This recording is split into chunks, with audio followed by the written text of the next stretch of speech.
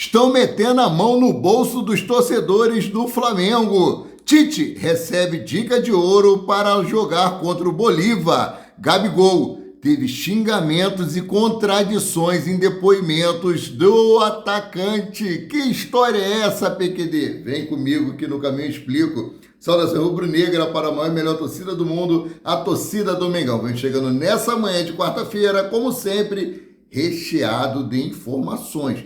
Mas antes de mais nada, meus queridos, minhas queridas, começaram a nos assistir?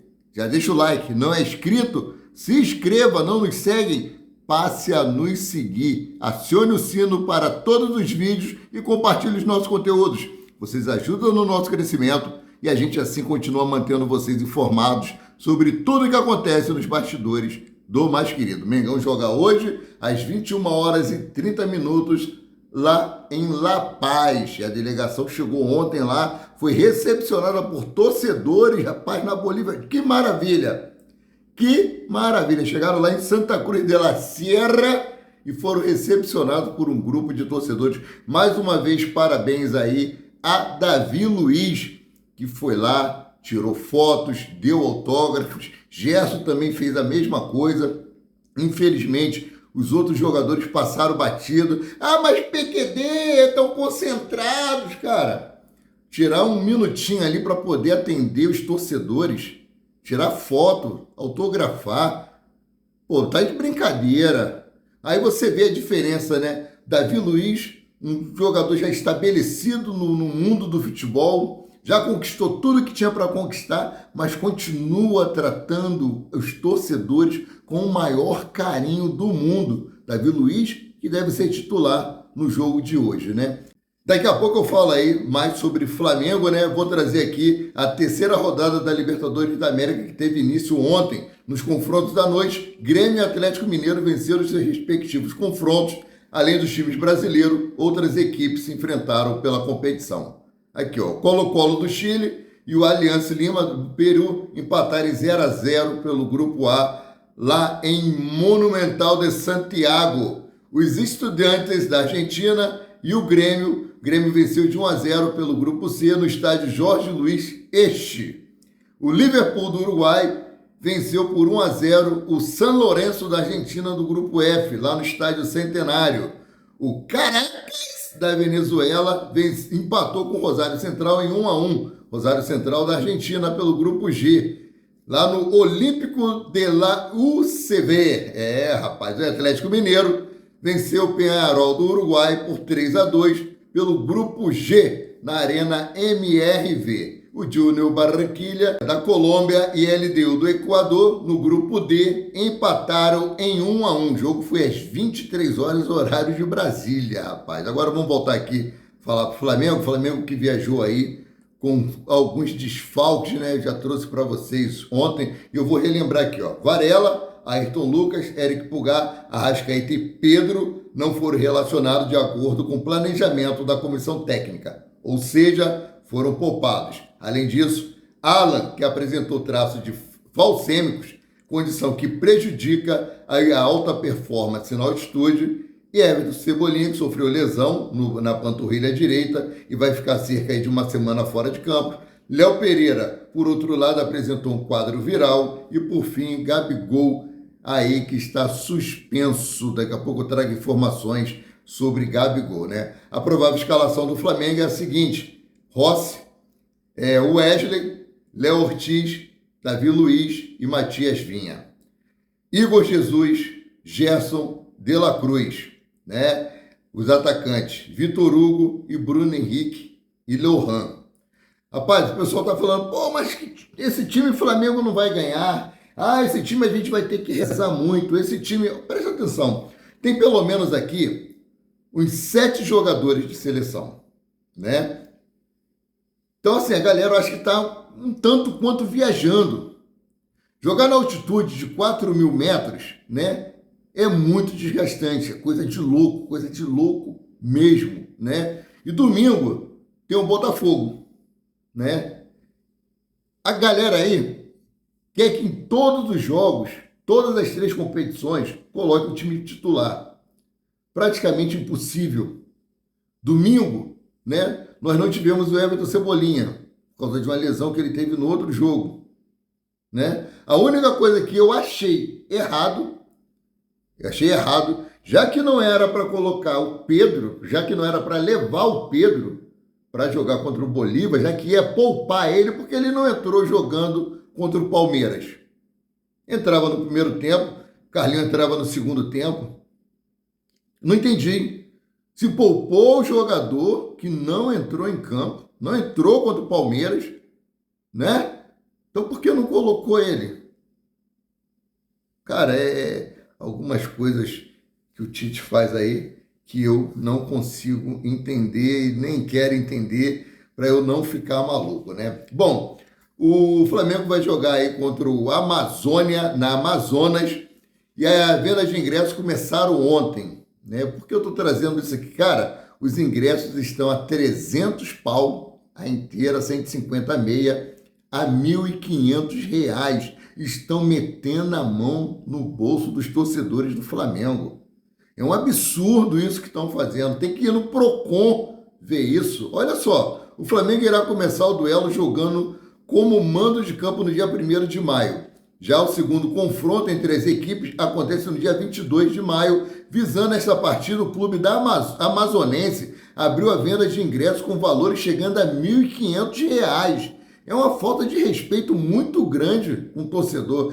Eles querem faturar, é uma oportunidade que eles têm, que é o time do Flamengo, lota estádio, o pessoal fica doido para ver o Flamengo jogar. Mais de 60% dos torcedores da Amazônia torcem para o Flamengo. Olha só, a comercialização dos bilhetes para essa partida começou ontem, dia 23. Os valores do duelo de volta pela terceira fase da Copa do Brasil irão custar entre R$150 a meia e R$1.500 o setor sul, local onde irá se concentrar a torcida do Flamengo. Aqui a inteira sai a R$300, enquanto a meia sai a 150. A diretoria do Flamengo não pode nem tomar nenhuma providência, porque o mando de campo é lá do Amazônia, né? O time que o Flamengo vai enfrentar. Eles que estão comercializando os ingressos. Mas é uma falta de consideração. 300 conto num país onde o salário mínimo é R$1.400. Tá de brincadeira, né?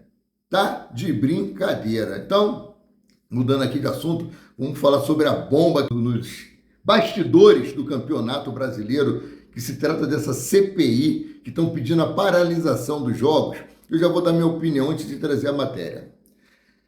Não sei se todos recordam, que amam o futebol, recordam. Teve, algum tempo atrás, uma investigação sobre casas de aposta.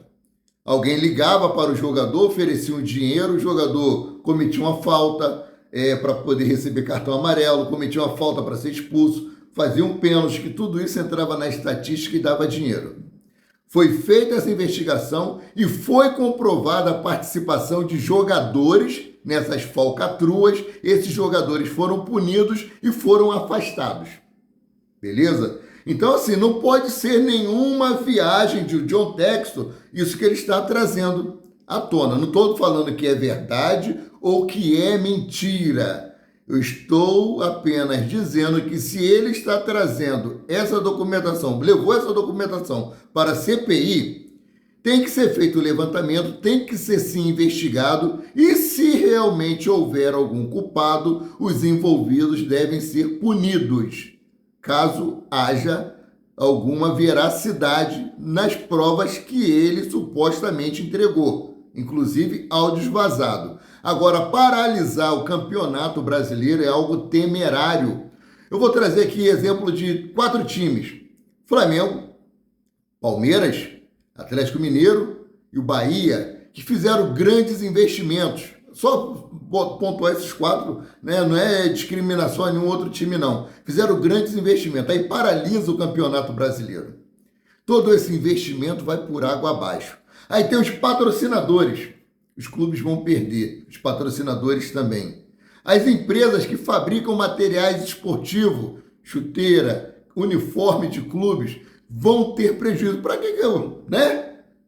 Vou ter uma camisa nova do Flamengo se eu não vou usar ela no estádio, não vou... Ah, beleza, a gente usa no dia a dia, é o nosso segunda pele. É um exemplo que eu estou dando aqui, bem por baixo, né? Então é algo muito temerário paralisar o Campeonato Brasileiro. Por que não faz igual aconteceu anteriormente, quando os envolvidos foram investigados, paralelamente o campeonato seguiu normalmente? Eu sou contra a paralisação. Agora, se houver realmente manipulação, os envolvidos têm que ser punidos. Aqui, ó. Presidente da CPI concorda com o pedido de paralisação do brasileiro. O Campeonato Brasileiro pode sair apenas do campo e tomar outro rumo por conta de esferas investigativas. Isso porque o senador Jorge Cajuru, presidente da CPI de manipulação de jogos e apostas esportivas, se pronunciou nesta terça-feira concordando com o pedido da paralisação do torneio nacional. Vou trazer aqui o que disse Jorge Cajuru, abre aspas aqui, ó. A ANAF, né, acaba de pedir a paralisação urgente do Campeonato Brasileiro em função da nossa CPI, ontem, na caso de terça-feira. Do que declaramos da reunião secreta com John Textor. Quando ouvimos tudo, soubemos tudo. Temos um relatório de 180 páginas em mãos, gravações, vídeos e vamos obedecer o segredo de justiça. Mas algo não poderíamos deixar de comunicar à imprensa. Fecha aspas, declarou antes de concluir. Aqui, ele conclui aqui, abre aspas. O motivo do pedido da paralisação é o que foi denunciado sobre o VAR, que eu jornalisticamente adoro de dizer VAR Titacar. Porque com 5 câmeras não conseguem dar respeito à arbitragem no Campeonato Brasileiro. Fecha aspas, finalizou Cajuru. Gente, eu falei isso em outro vídeo. É inadmissível o árbitro de vídeo não conseguir corrigir uma jogada corretamente.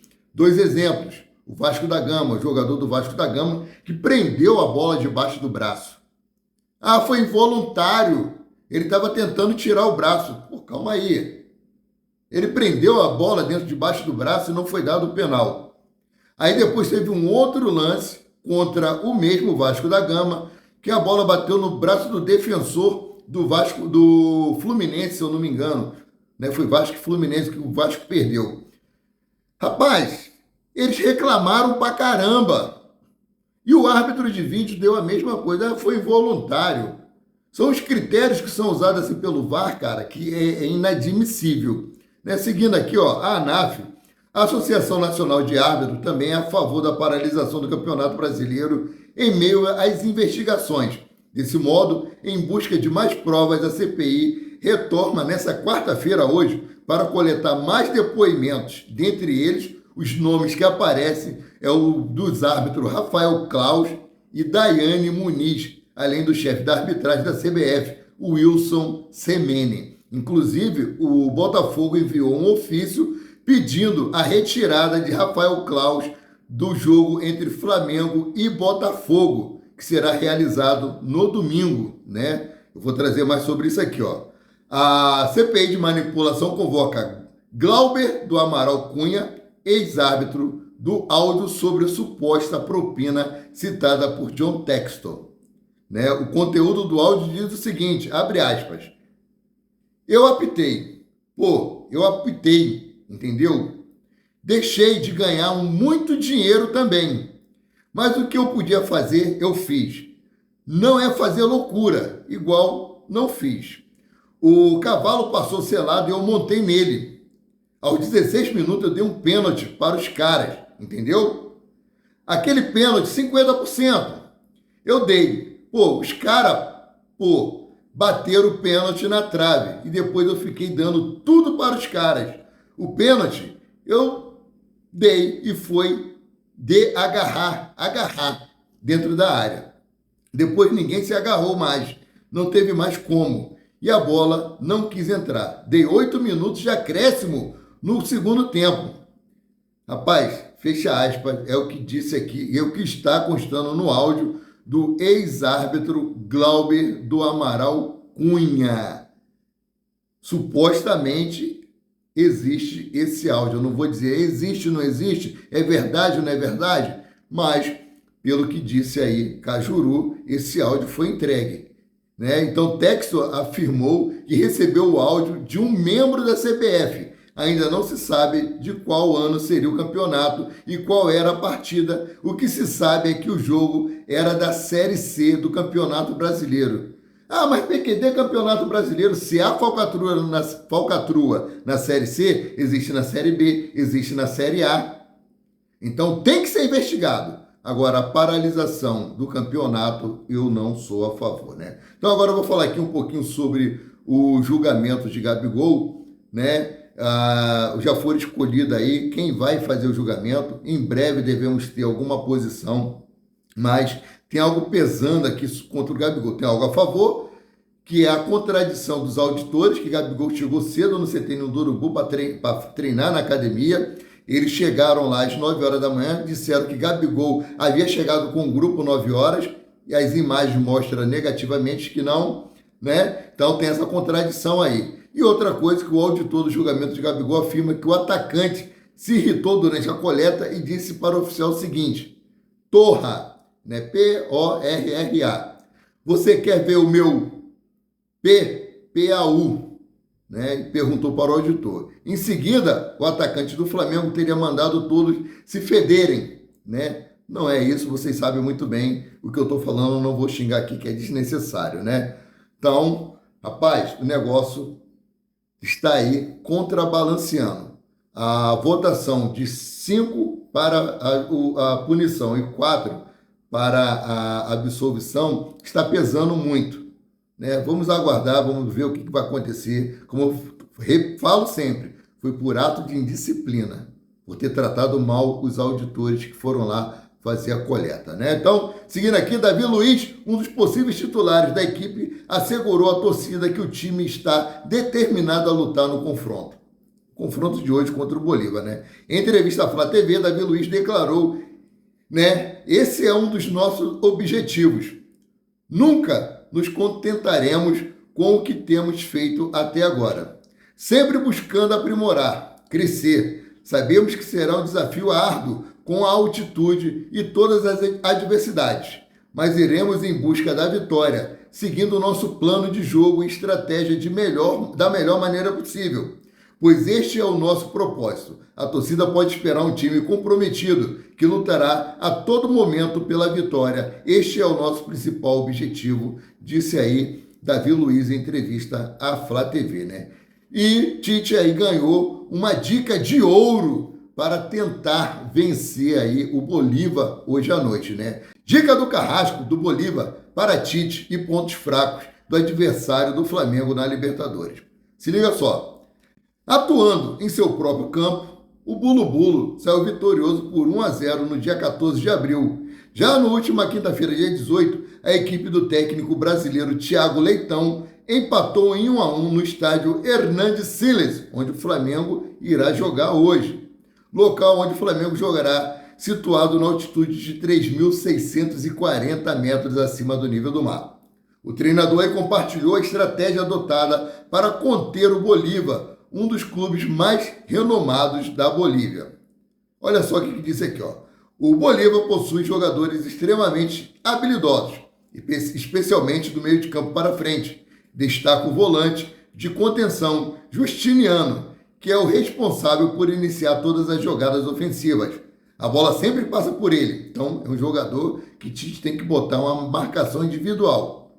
Em seguida, tem 2 meio-campistas, Ramiro Vaca, um dos melhores jogadores do país, e Fernando Salcedo. Eles atuam no esquema 4-3-3, na fase ofensiva. Pelo lado esquerdo, conto com Patito Rodrigues, jogador que considero o mais perigoso da equipe. Ele jogou ao lado de Neymar no Santos. Sempre busca trazer a bola para o centro para encontrar Francisco da Costa, um jogador perigoso. Além disso, possui outros brasileiros. Sávio, acrescentou aí o técnico do Bulo, né? Além disso, Thiago Leitão abordou outros pontos fortes e fracos do Bolívar e tratou aí a questão da altitude como um desafio psicológico e não aconselha uma postura defensiva para o Flamengo no jogo desta quarta-feira, ou seja, aquilo que o Tite mais gosta de fazer, né?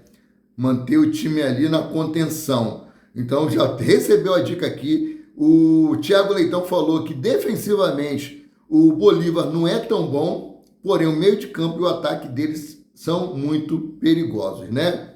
Galera, essas são as informações que eu tinha para trazer aqui na parte da manhã. Então eu fico por aqui, voltando a qualquer momento com mais notícias sobre o rubro-negro, mais querido e mais amado do Brasil e do mundo, o Clube de Regatas do Flamengo. Saudações!